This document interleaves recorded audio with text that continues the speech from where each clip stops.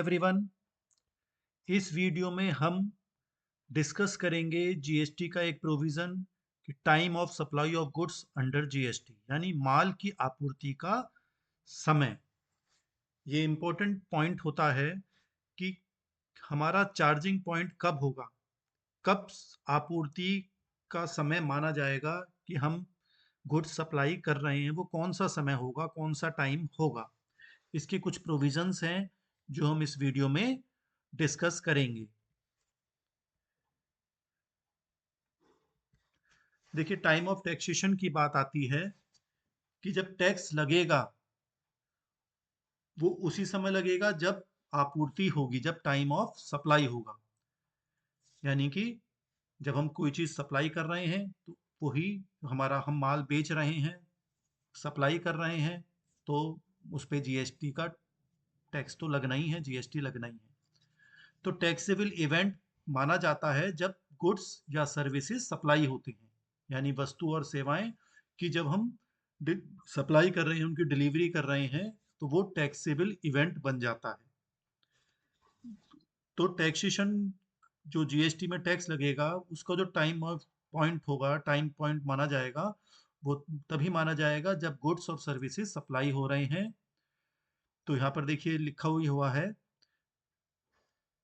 जब वस्तु या सेवाओं की आपूर्ति की जाती है, जीएसटी परिषद द्वारा निर्धारित आपूर्ति के समय प्रावधानों के अनुसार निर्धारित किया जाएगा। मीन्स ये जीएसटी काउंसिल है, वो डिसाइड करेगी कि जब सप्लाई हो रहे हैं तो वो टाइम ऑफ सप्लाई कौन सा माना जाएगा।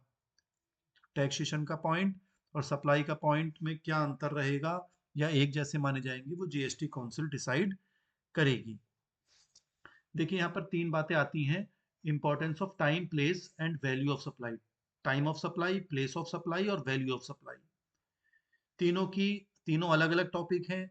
तीनों की वीडियो मैंने बनाई है। ये टाइम ऑफ सप्लाई की वीडियो बन रही है, प्लेस और वैल्यू की सप्लाई की वीडियो बन चुकी हैं, तो आप उनको भी ध्यान से देख सकते हैं। टाइम ऑफ सप्लाई हो गया कि उस समय से है जब वस्तुओं और सेवाओं की आपूर्ति मानी जाती है, वो टाइम ऑफ सप्लाई माना जाता है। जब विक्रेता को समय पता होता है तो इससे उसे करों के भुगतान की नियत तारीख पहचानने में मदद मिलती है। इसलिए इसका बहुत महत्वपूर्ण है कि हमारा ये टाइम है सप्लाई का, तो उसी हिसाब से हम अपनी जो भी डेट होगी उस पे अपने करों का भुगतान करेंगे, और जो रिटर्न्स फॉर्म्स वगैरह भरने हैं वो हम समय से भर पाएंगे। प्लेस ऑफ सप्लाई भी बहुत इंपॉर्टेंट होती है, यानी कि आपूर्ति का स्थान, कि हम कहाँ पर सप्लाई कर रहे हैं। तो चालान पर लगाए जाने वाले सही कर का निर्धारण करने के लिए आपूर्ति का स्थान आवश्यक है। अब चाहे आईजीएसटी लगे, सीजीएसटी, एसजीएसटी जो भी लागू होगा, वो जगह के हिसाब से होगा। अगर एक ही राज्य के अंदर सप्लाई हो रही है तो सीजीएसटी और एसजीएसटी लगता है। एक राज्य से दूसरे राज्य में सप्लाई हो रहा है सामान, तो वहाँ पर आईजीएसटी, इंटीग्रेटेड जीएसटी लगाया जाता है। तो ये भी महत्वपूर्ण है कि प्लेस पता होना चाहिए कि कहाँ पर सप्लाई हो रही है। ऐसी वैल्यू ऑफ सप्लाई होती है, आपूर्ति का मूल्य, वो भी बहुत ज़्यादा इंपॉर्टेंट होता है, महत्वपूर्ण होता है, क्योंकि जीएसटी की जो अमाउंट लगेगा, वो जो भी परसेंटेज होगी वो वैल्यू ऑफ सप्लाई पर ही लगेगी। आपूर्ति का जो मूल्य है, हम कितने रुपए का सामान बेच रहे हैं, वो मूल्य जो होगा उस पर ही हमें टैक्स देना है, चाहे 18% हो, चाहे 28% हो, जो भी परसेंट हो। तो अगर वैल्यू गलत निकल जाएगी तो टैक्स का अमाउंट भी गलत हो जाएगा, और फिर हो सकता है अगर हमने टैक्स कम दे दिया तो हम पे पेनल्टी भी पड़ सकती है। तो इसलिए time of supply, place of supply और वैल्यू ऑफ सप्लाई तीनों ही बहुत ही महत्वपूर्ण माने जाते हैं। इस वीडियो में हम टाइम ऑफ सप्लाई की बात कर रहे हैं। टाइम ऑफ सप्लाई का मतलब क्या हो गया? आपूर्ति का समय का अर्थ हो गया उस समय से है जब वस्तु सेवाओं की आपूर्ति मानी जाती है। यानी कि टाइम ऑफ सप्लाई माना जाएगा जब हम गुड्स और सर्विसेज को सप्लाई कर रहे हैं। अगर सेलर को टाइम पता है तो उसको अपना ड्यू डेट, पेमेंट वगैरह टैक्सेस करने का समय सही से पता होगा। वो आइडेंटिफाई कर सकता है कि मुझे कब इन टैक्सेस का पेमेंट करना है। सीजीएसटी या जीएसटी या आईजीएसटी जो भी पे करा जाएगा, वो टाइम ऑफ सप्लाई के हिसाब से पे करा जाएगा। और goods and services have a separate basis to identify their time of supply. Goods का अलग हिसाब है, सेवाओं का अलग हिसाब है कि कब आपूर्ति का समय माना जाएगा। अगर हम बात करते हैं कि हमें टैक्स देना है, टैक्स की कैलकुलेशन करनी है, तो हमें डेट का ध्यान रखना है कि कब टैक्स का दायित्व हमारे ऊपर देनदारी उत्पन्न होती है। और देनदारी कब उत्पन्न होगी? जब एक जो चार्जिंग घटना है, जो इवेंट हो रहा है, यानी कि जो सप्लाई का इवेंट है या इनवॉइस बन रही है, तो जो चार्जिंग इवेंट है वो होगा, उस तभी हमारा टैक्स देने का दायित्व उत्पन्न हो जाएगा, और उसी को हम कहते हैं टाइम ऑफ सप्लाई। तो जीएसटी के सेपरेट प्रोविजंस हैं, सब सेवाओं के लिए और वस्तुओं के लिए, दोनों के लिए अलग अलग प्रावधान कानून में, जीएसटी कानून में किए गए हैं। तो इसलिए जो जीएसटी का टैक्स हम कैलकुलेट करेंगे और उसको पेमेंट हम करेंगे, तो हमें टैक्स लाइबिलिटी कब हो रही है, किस तारीख को हो रही है, वो हमें पता होना चाहिए कि जो डेट चार्जिंग इवेंट माना जाएगा, और उसको हम टाइम ऑफ सप्लाई कहा करते हैं। तो जीएसटी लॉ में अलग अलग प्रोविजन है, जैसे मैंने बताया, वस्तुओं के लिए अलग, सप्लाई और सेवाओं के लिए अलग है। और ये सेक्शन 12 है, 13 है, 14 है, सेंट्रल जीएसटी 2017 के लिए प्रोविजंस इसमें बताए गए हैं कि टाइम ऑफ सप्लाई कब माना जाएगा। और उसी में सेक्शन 20 है आईजीएसटी एक्ट में, जो इससे रिलेटेड प्रोविजंस वहां पर दिए गए हैं। तो पहले हम time of supply of goods की बात कर लेते हैं। Time of supply of goods कब माना जाएगा? तो ये 3 पॉइंट दे रखे हैं, 1 2 3। इनमें जो सबसे पहले होगा वो वाला टाइम माना जाएगा कि इस समय सप्लाई करी गई है वस्तुओं की। पहला है date of issue of invoice, जिस समय हम इनवॉइस यानी बिल जनरेट करेंगे, एक तो वो डेट हो गई। अगर डेट इनवॉइस इशू नहीं करी गई है, तो आखिरी तारीख ऐसी डेट जहां पर इनवॉइस हमें इशू कर देनी चाहिए थी, लेकिन हमने करी नहीं। तो जो लास्ट डे होगा, सामान बेचा है हमने, तो जो इनवॉइस जिस तारीख को, आखिरी तारीख तक जो भी डेट होगी वो बन जाना चाहिए था, एक वो डेट हो गई। और अगर पहले बन चुका है तो वो पहली वाली डेट हो गई। और तीसरा पॉइंट है date of receipt of advance या पेमेंट। अगर हमें पेमेंट मिल रहा है तो वो वाली डेट हो गई। तो date of receipt of advance और पेमेंट। तो यहाँ पर इस तीसरे पॉइंट में बताया गया है कि जो पॉइंट ऑफ टैक्सेशन है वो अर्ली डेट मानी जाएगी, पहली डेट मानी जाएगी, जब पेमेंट हमारे, या तो हमने अपने खातों में लिख लिया है या हमारे बैंक अकाउंट में वो पैसे आ गए हैं। डेट ऑफ पेमेंट का मतलब क्या हुआ कि हमें पेमेंट मिल रहा है, तो जिस तारीख को हमें अकाउंट में हमारे पैसे आ गए, या ऐसी तारीख जो हमने अपने अकाउंट्स में, बुक्स ऑफ अकाउंट्स में, हमारे जर्नल हैं, लेजर हैं, इनमें हमने सबने मेंशन कर दिया, तो वो डेट, दोनों में से जो पहली होगी वो date of receipt of advance या पेमेंट मानी जाएगी। तो 1 2 3 में जो भी तीनों में जो पहली डेट होगी, जो सबसे पहले डेट आएगी, वही time of supply of goods का माना जाएगा, वही टाइम माना जाएगा आपूर्ति, वस्तुओं की आपूर्ति के लिए। अब एक एग्जाम्पल देखिए, हम यहाँ पे ले लेते हैं। एक मिस्टर एक्स हैं, उन्होंने सामान बेचा 1 लाख रुपए का मिस्टर वाई को। इनवॉइस उन्होंने इशू कर दी 15 जनवरी को। अब ध्यान रखेंगे, देखिए इनवॉइस 15 जनवरी को हो गई और उन्होंने पेमेंट मिल गया उनको 31 जनवरी को।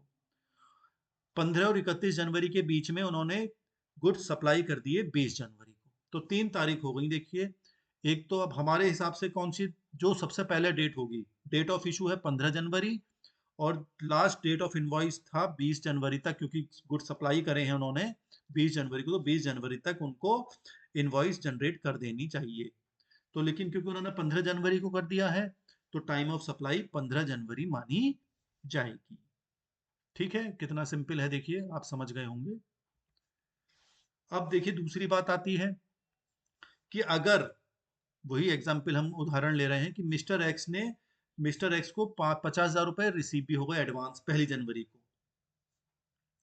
तो time of supply for the advance 50,000 तक के लिए जो टाइम ऑफ सप्लाई है वो 1 जनवरी मानी जाएगी, क्योंकि डेट ऑफ रिसिप्ट हो गया। और जो बैलेंस 50,000 है उसकी वो 15 जनवरी ही रहेगी, क्योंकि दो पार्ट हो गए अब इसके। 1 लाख रुपए का सामान बेचा था तो 50,000 उन्होंने 1 जनवरी को दे दिया।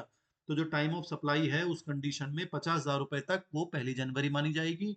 और जो बाकी 50,000 रह गए, वो पुराने तरीके से जब डेट ऑफ इनवॉइस होगी, जिस दिन इनवॉइस जनरेट करा गया, वो वाली डेट यानी 15 जनवरी, उसके लिए टाइम ऑफ सप्लाई मानी जाएगी। सर्विसेज की बात करते हैं, सेवाओं की बात करते हैं, उसमें टाइम ऑफ सप्लाई के लिए भी 3 पॉइंट दे रखे हैं और इन 3 पॉइंट में जो सबसे पहला तारीख होगी वही टाइम ऑफ सप्लाई यानी आपूर्ति का समय माना जाएगा। जैसे पहला पॉइंट है date of issue of invoice by the supplier, यानी कि जिस समय इनवॉइस इशू करी गई, जनरेट करी गई सप्लायर ने। और दूसरा है date of receipt of advance और पेमेंट। फिर वही बात कि इन दोनों में वही डेट मानी जाएगी, या तो आपने अकाउंट्स में अपने पैसे लिख लिए हैं या फिर आपके अकाउंट में, बैंक अकाउंट में पैसे आ गए हैं, या जो लेजर अकाउंट्स जनरल वगैरह बनाते हैं आप, बुक्स ऑफ अकाउंट्स, उसमें लिख दिए गए हैं। तो दोनों में जो तारीख पहले होगी वही date of receipt of advance payment मानी जाएगी। और date of provision of services, अगर इनवॉइस इशू नहीं करा गया है तो सेवाओं के जो प्रावधान हम कर रहे हैं, तो उस कंडीशन में जो भी डेट होगी, तो पहली, दूसरी और तीसरी, जो भी तीनों में जो पहली डेट होगी वही आपूर्ति का समय माना जाएगा सेवाओं के लिए। ठीक है, सिंपल है। यहाँ पर भी देखिए एक एग्जाम्पल ले लेते हैं हम। मिस्टर ए हैं, वो कुछ सेवाएं प्रदान कर रहे हैं 20,000 रुपए की मिस्टर बी को 1 जनवरी को। इनवॉइस 20 जनवरी को करा गया और पेमेंट 1 फरवरी को प्राप्त हो गई। इस कंडीशन में अब हमें ध्यान देना है कि invoice with in the prescribe time issue हो गया, कि समय समय इनवॉइस इशू हो गया या नहीं हो गया। प्रिस्क्राइब टाइम था 30 दिन from the date of supply, यानी कि 31 जनवरी तक, क्योंकि 1 जनवरी को उन्होंने सर्विस दी है और तो 31 जनवरी तक इनको इनवॉइस बनाना है। इनवॉइस क्योंकि 20 जनवरी को इशू हो गया, तो यानी कि ये माना गया कि जो इनवॉइस है वो विद इन टाइम इशू हो गया है। तो जो टाइम है, जो सबसे पहले डेट होगी वही टाइम ऑफ सप्लाई माना जाएगा। पहली डेट है इनवॉइस की 20 जनवरी और पेमेंट मिला है 1 फरवरी को, तो 20 जनवरी टाइम ऑफ सप्लाई मानी जाएगी। दूसरा पॉइंट देखिए आता है, ये तो एक नॉर्मल कंडीशंस हो गई जिसे हम फॉरवर्ड चार्जिंग कहते हैं, फॉरवर्ड चार्ज कहते हैं, कि एक नॉर्मल है कि हमने सप्लाई दी और सप्लाई दे दी और हमने जीएसटी बायर से कलेक्ट कर लिया, जो इसको हमने सामान दिया उससे हमने जीएसटी भी ले लिया, क्योंकि जब इनवॉइस बनाएंगे जितने का सामान दिया, 1,000 रुपए का सामान दिया, 28% जीएसटी भी ले ली हमने, और हमने जीएसटी सरकार के खाते में जमा कर देंगे। लेकिन ये पॉइंट आया है reverse charge, time of supply of goods and services under reverse charge. Reverse charge क्या होता है? देखिए नॉर्मल कंडीशन क्या होती है कि जो जीएसटी जमा करेगा वो सेलर करेगा, बेचने वाला, कि हमने ये इतने का सामान बेचा और जो हमने जीएसटी प्राप्तकर्ता से प्राप्त करी है, ग्राहक से प्राप्त करी है, वो हम जीएसटी सरकार को जमा कर देंगे। लेकिन कुछ कंडीशंस ऐसी हो जाती हैं कि जहां पर ग्राहक है, जो सामान प्राप्त कर रहा है, उसको वो जीएसटी जमा करनी है सरकार के खाते में। कुछ कंडीशंस ऐसी हो जाती हैं कि जहां पर बायर, जो खरीद रहा है, ग्राहक है, उसको जीएसटी जमा करनी पड़ेगी सरकार के खाते में। उसे हम कहते हैं रिवर्स चार्ज मैकेनिज्म। क्या कहते हैं उसे? रिवर्स चार्ज मैकेनिज्म कहा करते हैं। ये इसलिए करा गया कि जैसे जहां पर अनऑर्गेनाइज सेक्टर होता है, जहां पे सेलर रजिस्टर्ड नहीं है, तो वो तो रजिस्टर्ड नहीं है, वो जीएसटी जमा नहीं कर रहा, तो जिम्मेदारी ग्राहक पे आ जाती है कि भाई तुम जमा करोगे जीएसटी को। तो इससे क्या होता है कि जीएसटी गवर्नमेंट जो है वो सब ट्रैक कर लेती है, टैक्स का पता लगा लेती है, कि जो वैसे टैक्स का पता नहीं मिल चल पाता था। तो जो संगठित क्षेत्र हैं, असंगठित क्षेत्र हैं, उस वहाँ पे जो वस्तुओं और सेवाओं की बिक्री पर कर एकत्र किया जाए, इससे सरकार को उन कर योग्य वस्तुओं और सेवाओं को ट्रैक करने और उन पर कर लगाने में मदद मिलती है, जिनका अब तक पता नहीं चल पाता था। तो इसलिए भाई जीएसटी जमा करनी है। अगर आप असंगठित क्षेत्र हैं, अनऑर्गेनाइज्ड वे में काम कर रहे हैं, तो जिसको सामान बेच रहे हैं उसकी जिम्मेदारी हो जाएगी कि वो जीएसटी जमा करेगा। उसको हम रिवर्स चार्ज कहा करते हैं। अब इनका टाइम ऑफ सप्लाई क्या होगा वो हम एक एक करके देखेंगे। पहले गुड्स, वस्तुओं की बात करते हैं। Time of supply of goods under reverse charge. Reverse charge का मैंने बता दिया कि लाइबिलिटी अब किस पे हो गई, दायित्व किस पर आ गया, रेसिपिएंट, कस्टमर पर आ गया, जो बायर बायर है, जो खरीद रहा है सामान, उस पर जिम्मेदारी आ गई है टैक्स जमा करने की। तो लाइबिलिटी में जीएसटी जो जमा करनी है वो कब अराइज होगी, यहाँ पर भी देखिए 3 पॉइंट दे रखे हैं। ये 3 पॉइंट दे रखे हैं, तीनों में जो सबसे पहली तारीख होगी वो time of supply of goods माना जाएगा। पहला है date of receipt of goods, क्योंकि बायर जमा करेगा, इसको ग्राहक जमा करेगा, तो जिस तारीख, एक तारीख तो हो गई जब उसने सामान प्राप्त, वस्तु प्राप्त कर ली है, पहली डेट। दूसरा डेट ऑफ पेमेंट, जब उसने पेमेंट, जिस तारीख को पेमेंट कर दिया है। पेमेंट की डेट कौन सी मानी जाएगी, पेमेंट की डेट कौन सी मानी जाएगी, जब उसने पेमेंट कर दिया, अकाउंट से पैसे चले गए, या जो बुक्स ऑफ अकाउंट्स में लिख लिए गए हैं। और तीसरा है 30 days from the date of invoice, 30 दिन, क्योंकि इनवॉइस का टाइम है 30 दिन, जब डेट इमीडिएटली फॉलोइंग 30 days, 30 दिन from the date of issue of invoice of supplier.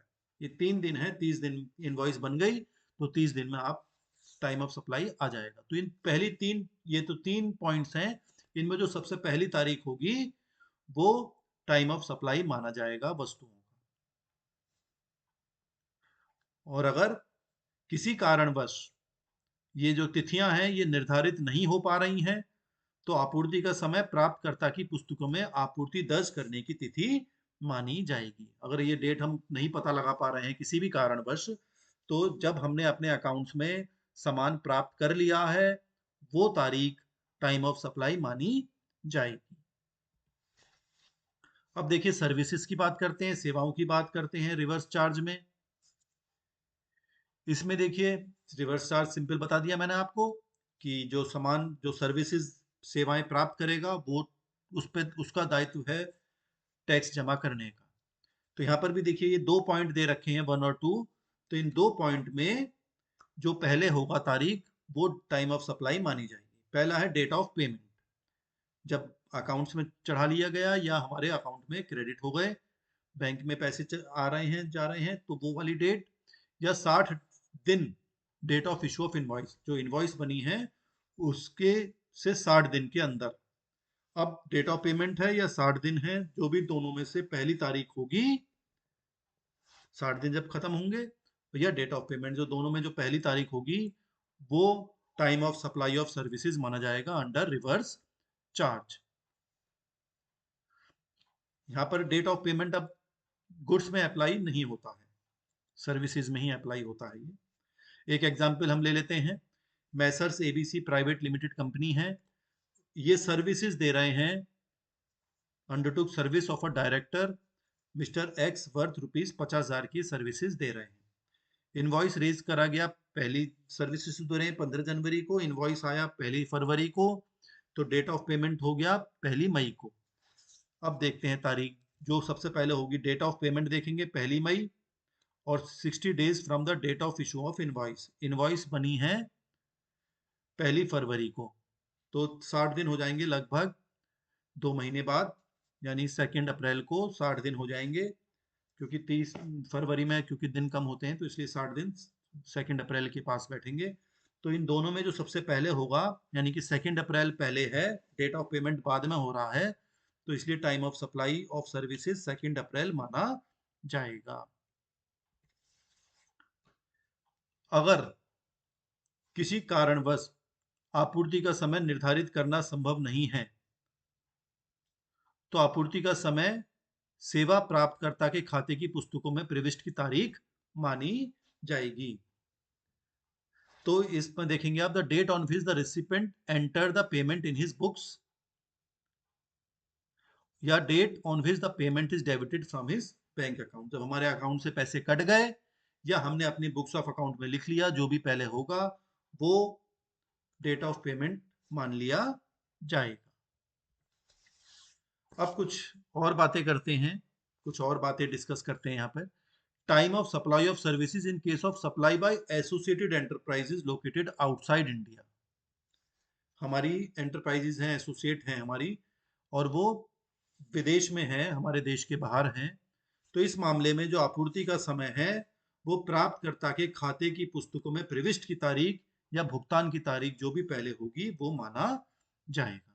यानी जो टाइम ऑफ सप्लाई कब मानी जाएगी, या तो हमने अपनी बुक्स ऑफ अकाउंट्स में एंट्री कर ली है वो डेट, या जिस दिन हमें पेमेंट हो रहा है, जो दोनों में से पहले होगा वो टाइम ऑफ सप्लाई मानी जाएगी। Time of supply for the advance payment, अगर एडवांस पेमेंट है तो उसकी बात हम कर लेते हैं। अगर सेलर ने एडवांस में पेमेंट ले लिया है तो हमने देखिए एक एग्जांपल लिया है। If the seller had received an advance payment, 30,000 रुपए उसने एडवांस में ले लिए 1 फरवरी 2024 को, तो टाइम ऑफ सप्लाई उस एडवांस का जो समय है उस 30,000 रुपए तक का टाइम ऑफ सप्लाई 1 फरवरी मानी जाएगी। और ये जो एडवांस पेमेंट है ये सेलर्स की जो टर्नओवर होगा, टैक्सेबल सेल मानी जाएगी, उसकी बिक्री होगी, बिक्री का अमाउंट होगा, उसमें ये फरवरी के महीने में जोड़ दी जाएगी। और इनपुट टैक्स क्रेडिट अगर चाहे तो वो भी उसको उस महीने क्लेम कर सकता है। तो कहने का मतलब ये हुआ कि हमने कोई अगर एडवांस ले लिया है 30,000 रुपए जिस महीने में, तो उस महीने के अंदर वो टैक्सेबल टर्नओवर यानी कि बिक्री में अमाउंट को मान लिया जाएगा, उतनी से उसकी बिक्री बढ़ा दी जाएगी। अब देखिए नेक्स्ट पॉइंट है इसमें, time of supply of goods और services related to an addition in the value of supply by way of interest, late fees और पेनल्टी।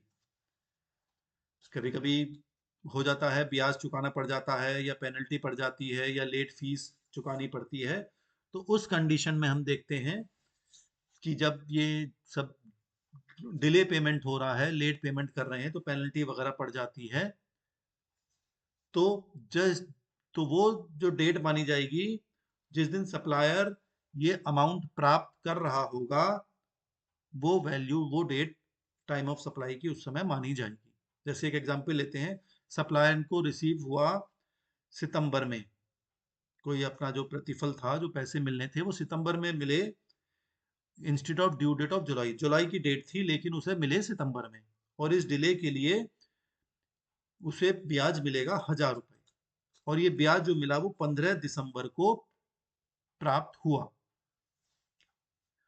तो टाइम ऑफ सप्लाई वो जो 1,000 रुपए मिले वो 15 दिसंबर मानी जाएगी, जिस तारीख को वो सप्लायर ने प्राप्त किए, और tax liability on this is to be discharge by 20 जनवरी तक, फिर वो अगले महीने 20 जनवरी तक वो पेमेंट उसका कर सकता है। अगला पॉइंट आता है time of supply in case of supply of vouchers. Vouchers दे दिए जाते हैं और उन वाउचर को दिखा के आप कोई सामान खरीद सकते हैं।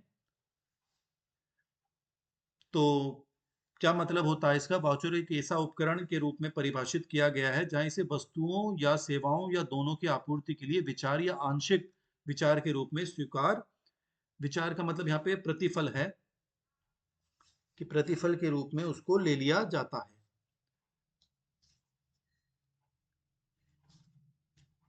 और जहां सामान या सेवाओं या दोनों की आपूर्ति की जानी है, या की पहचान उनके संभावित आपूर्तिकर्ताओं को या तो उपकरण पर या संबंधित दस्तावेजों में दर्शाया गया है, जिसमें इसे उपकरण के उपयोग के नियम और शर्तें शामिल हैं।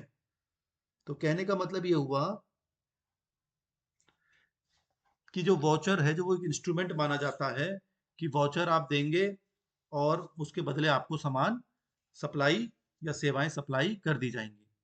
और वेयर द गुड्स और सर्विसेज और बोथ टू बी सप्लाइड और the identities of their potential suppliers are either indicated on the instrument itself, यानी कि वो जो इंस्ट्रूमेंट है वाउचर है उसमें कौन सप्लाई कर रहा है, कौन सप्लायर है, उसका नाम भी इंकित है उसमें, और रिलेटेड डॉक्यूमेंट्स जो भी होंगे, including the terms and conditions of use of such instrument, कैसे ये वाउचर को यूज करना है। तो वाउचर एक तरीके से सिंपल है कि आप वाउचर लेकर दुकान पर जाएंगे और बदले में आपको सामान मिल जाएगा, वाउचर दे देंगे और सप्लाई हो जाएगी आपके सामान की। तो वाउचर जो होते हैं वो कॉमनली यूज्ड होते हैं हमारी इंडियन इकोनॉमी में, बहुत यूज भारतीय अर्थव्यवस्था में यूज होता है। तो शॉपकीपर वाउचर इशू कर देता है एक स्पेसिफिक सप्लाई के लिए, कि भाई सप्लाई आइडेंटिफिएबल है at the time of issue voucher, की कितनी सप्लाई है, किस चीज़ की सप्लाई होगी, वो वाउचर उसको दे देता है। तो ये जो होता है वाउचर, जो ये सिंगल पर्पस हो गया, जैसे कोई प्रेशर कुकर खरीदना है या टेलीविजन खरीदना है या हमें हेयर कट कराने हैं, तो उन्होंने सप्लायर ने वाउचर इशू हमें कर दिया। एक वाउचर होता है जनरल पर्पस का, जो मल्टीपल पर्पज में काम आ सकता है। जैसे हमने एक 1000 रुपए का वाउचर इशू कर दिया, एक शॉपर्स स्टॉप हमारे स्टोर होते हैं, तो वहां पर एनी प्रोडक्ट, कोई भी प्रोडक्ट आप खरीद सकते हैं, तो वो जनरल पर्पज हो गया कि 1000 रुपए का वाउचर दे दिया, आप जो भी 1000 रुपए में जो सामान आ सकता है वो आप खरीद सकते हैं। तो टाइम ऑफ सप्लाई इन दोनों कंडीशंस में अलग अलग होगी, सिंगल पर्पज या जनरल पर्पज के लिए। सिंगल पर्पज में जो टाइम ऑफ सप्लाई है वो होगी, क्योंकि अगर सप्लाई को आइडेंटिफिएबल किया जा सकता है, यानी कि पहचान की जा सकती है, तो जब वाउचर इशू हो रहा है वो डेट इशू ऑफ वाउचर माना जाएगा। और बाकी कंडीशंस में टाइम ऑफ सप्लाई जो होगा वो date of redemption of voucher होगा, जिस जब हम वाउचर से खरीदारी कर रहे हैं वो तारीख टाइम ऑफ सप्लाई मानी जाएगी। तो अगर सप्लाई बता दी गई है क्या चीज है, तो फिर date of issue of voucher माना जाएगा। और अगर डेट डिसाइड नहीं है अदर केसेस में, जब आप वाउचर को दुकान पर लेकर जाएंगे तो वो डेट टाइम ऑफ सप्लाई मानी जाएगी। अगला पॉइंट देखते हैं, determining the time of supply when there is a change in the GST rate. ये इंपॉर्टेंट पॉइंट है, ये लास्ट पॉइंट है हमारा इस वीडियो में, कि अगर जीएसटी के रेट ही बदल गए, सरकार बीच बीच में जीएसटी के रेट्स बदल देती है, कुछ सामान में कभी 28% लग रहा है तो उसे 18% कर देगी या 12% कर देगी, ठीक है, 5% कर देगी, और कभी घटा भी सकती है बढ़ा भी सकती है।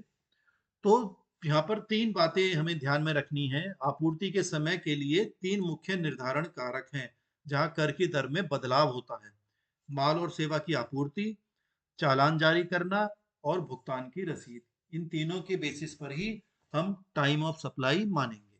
तो मैंने एक टेबल बनाई है आप लोगों के लिए, तो आप देख सकते हैं कि अभी सप्लाई हमने करा है गुड्स, पहले तीन पॉइंट अगर आप देखेंगे तो जो डेट ऑफ सप्लाई है, सप्लाई सामान की हमने कर दी है, पैसे बाद में आ जाते हैं, इनवॉइस बाद में या पहले बन जाती है, तो हमने गुड्स सप्लाई कर दिए हैं जीएसटी रेट के बदलने से पहले। पहले तीन पॉइंट आप देखेंगे, before the change in GST rate, GST के रेट बदलने से पहले ही हमने सप्लाई कर दी है। लेकिन जो इनवॉइस इशू करा है पहला पॉइंट में, जब जीएसटी बदल गई तब चेंज करा हमने, तो जाहिर सी बात है जब जीएसटी बदल गई है तो नया जीएसटी ही लगेगा और नई जीएसटी रेट का ही पेमेंट होगा। पेमेंट जो कलेक्ट करी वो भी जब इनवॉइस बना उसके बाद ही हमने पेमेंट करा। तो टाइम ऑफ सप्लाई यहाँ पर जो मानी जाएगी, इनवॉइस इशू डेट या पेमेंट कलेक्शन डेट, जो दोनों में से पहले होगी। इनवॉइस इशू कर दिया या पेमेंट कलेक्ट कर लिया, दोनों में से जो पहला होगा वो टाइम ऑफ सप्लाई तारीख मानी जाएगी, और जीएसटी रेट जो है वो नया वाला ही लगेगा, क्योंकि जो इनवॉइस इशू हुई है वो चेंज के बाद हुआ।